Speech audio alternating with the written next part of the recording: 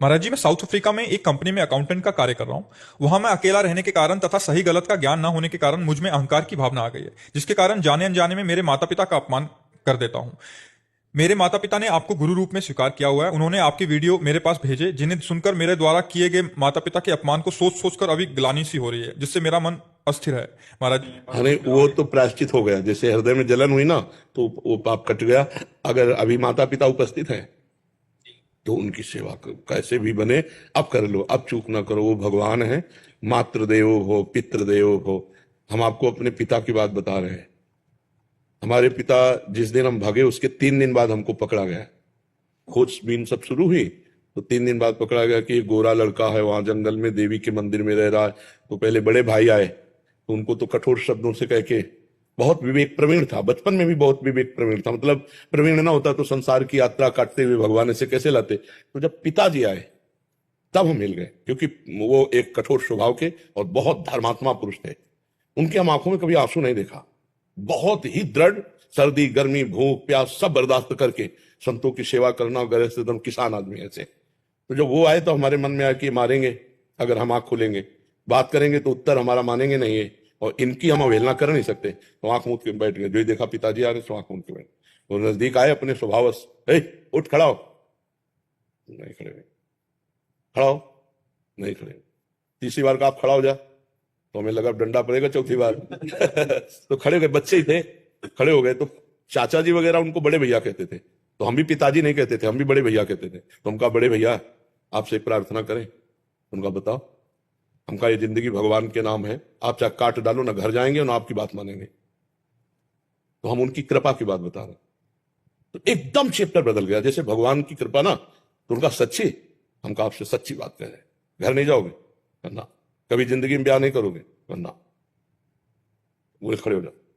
खड़े हो गए, ऐसे छाती से लगाया, कहा राम राम राम। 3 बार ऐसे छाती से लगाया, राम राम राम ऐसे कहा। और कहा जाओ, अगर ऊसर में भी बैठोगे तो फूलों की वर्षा होगी। जाओ, जिंदगी में कभी तुम्हारा कोई बाल बांका नहीं कर सकता। पर एक बात ध्यान रखना, अगर आप बाबा जी बनते हो तो हमारा आशीर्वाद, ऊसर में भी बैठोगे तो फूल बरसेंगे, और जिंदगी में कोई बाल बांका तुम्हारा नहीं कर सकता। और अगर कहीं किसी की बहन बेटी देखी तो फिर तो हमका जिंदगी में आप इस बात को कभी नहीं सुनोगे। तो वो तो पधार गए, कई वर्ष हो गए उनको पधारे हुए, पर उनका आशीर्वाद, माता पिता का आशीर्वाद भगवान का आशीर्वाद होता है।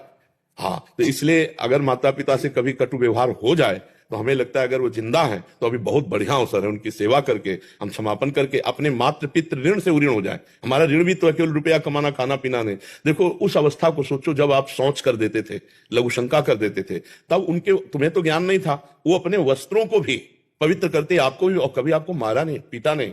जब आप अबोध अवस्था में थे, अब आप बोधवान हुए तो आप उनको कटु वचन बोले, अगर उनकी सेवा ना करें। देखो बूढ़े माता पिता, ऐसी स्थिति आ जाती है कि उठना मुश्किल होता है, अपनी सेवा करना मुश्किल होता है। अच्छा, स्वभाव में चिड़चिड़ापन आ जाता है। आप लाख सेवा करोगे, दूसरा कोई आएगा तो आपकी वो निंदा करेंगे कि कुछ सेवा नहीं करता, फिर भी आपको बुरा नहीं मानना, उनकी सेवा अगर ऐसा कर ले गए तो मातृदेव हो पितृदेव हो, माता पिता का आशीर्वाद भगवान से मिला सकता है। भगवान से, माता पिता साक्षात भगवान ही है, सब में भगवान। माता पिता तो मातृ, शास्त्र कहता है, हमारा उपनिषद कहता है मातृदेव हो पितृदेव हो। तो आप माता पिता की आराधना करो। जो गलती हो गई है उसका तुम्हें ताप हुआ, इसलिए समापन हो गया है। और जहां तक हो सके अर्थ प्रधान बुद्धि ना रखो, धर्म प्रधान बुद्धि रखो। पहले धर्म है, फिर अर्थ है, फिर काम है, फिर मोक्ष है। तो अर्थ भी कमाओ। अगर माता पिता के पास अर्थ भेजने से काम चल जाता है तो बढ़िया है, नहीं बनता, आपकी जरूरत है तो आप या तो भारत आओ या उनको वहां ले जाओ। उनकी सेवा शुश्रूषा जरूर करो, क्योंकि हर आदमी यही चाहता है मेरे एक संतान तो हो ही जाए।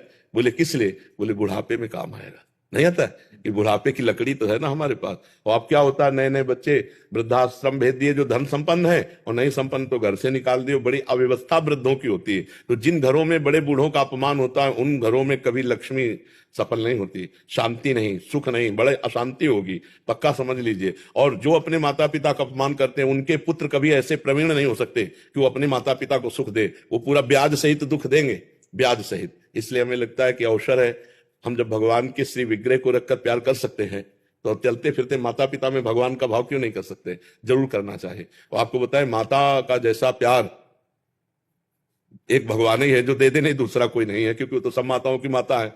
नहीं तो दूसरा सृष्टि में कभी प्यार नहीं मिलता।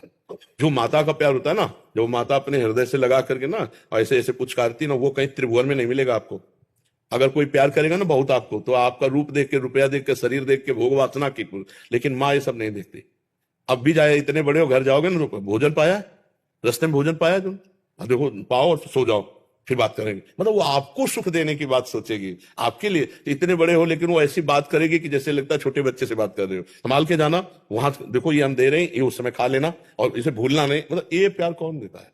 हाँ, संसार में तो सब स्वार्थ का व्यवहार चल रहा है। माता पिता को जरूर पूजा करनी चाहिए, माता पिता की सेवा करनी चाहिए।